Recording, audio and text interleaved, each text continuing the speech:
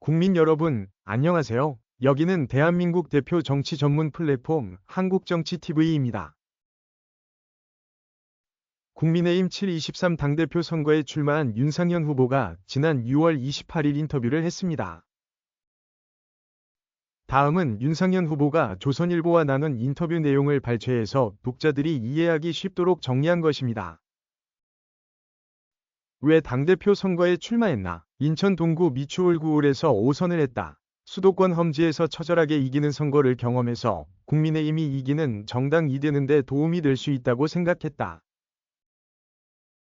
작년 8월부터 수도권 위기론을 제기했는데 국민의힘에서 이준석 의원으로 대변되는 젊은 세력, 안철수 의원으로 대변되는 중도 세력이라는 두 축을 잘라내는 벨셈차에 정치위 폐해가 컸다.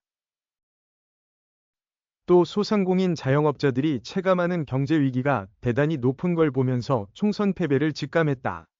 그래서 작년 8월부터 수도권 위기론을 제기하며 대책을 만들어야 한다고 목소리를 높였지만 지도부는 하지 않았다.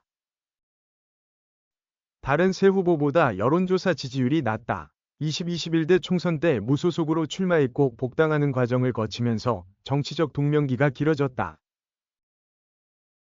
당내 지원 세력이 있나? 친윤 친한 줄 세우기는 당의 파탄적이다. 나도 박근혜 대통령 시절 줄 서기도 했고 줄을 세워도 받지만 남는 건 하나도 없다.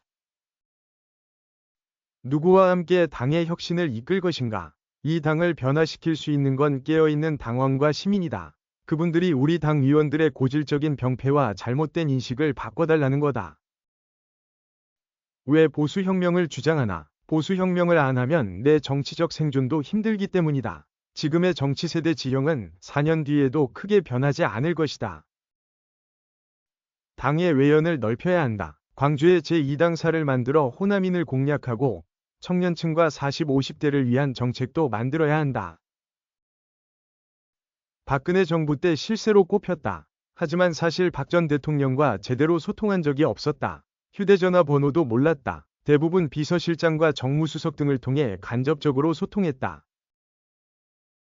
탄핵 사태를 겪고서 권력이 민심의 바다 위에 서지 않으면 망한다. 권력은 겸손해져야 한다는 걸 느꼈다. 이후 권력을 보고 정치하지 말자.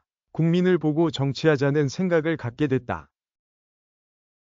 윤석열 대통령에게 직언한 적이 있나? 윤 대통령에게 수시로 내 의견을 전달한다. 직접 만나 말씀드릴 기회도 있었다. 한동훈 후보는 대통령과 신뢰가 없다는 건가? 한동훈 후보가 대통령과 오랜 기간 함께해 신뢰가 있을 거라 생각했지만 안타까울 정도로 신뢰가 무너져 있는 상태라고 본다. 한동훈 후보를 강하게 비판한다는 분석이 있다. 보수는 염치가 있고 책임을 져야 한다. 한 후보는 총선 패배 후 비대위원장직을 사퇴했다. 그런데 2달여 만에 다시 나와 이기는 당을 만들겠다고 한다. 친윤그룹에서 원희룡 후보를 돕는다고 한다. 대통령 입장에서 가장 부담스러운 후보의 대척점에 있는 사람이 누구냐는 측면에서 이해해야 하지 않을까 싶다. 친윤 핵심 2선 후퇴 주장에 대해 어떻게 생각하나? 친윤그룹은 이미 지난 총선을 계기로 국민적인 심판을 받았다. 나경원, 원희룡, 한동훈 후보와 차별점은 뭔가?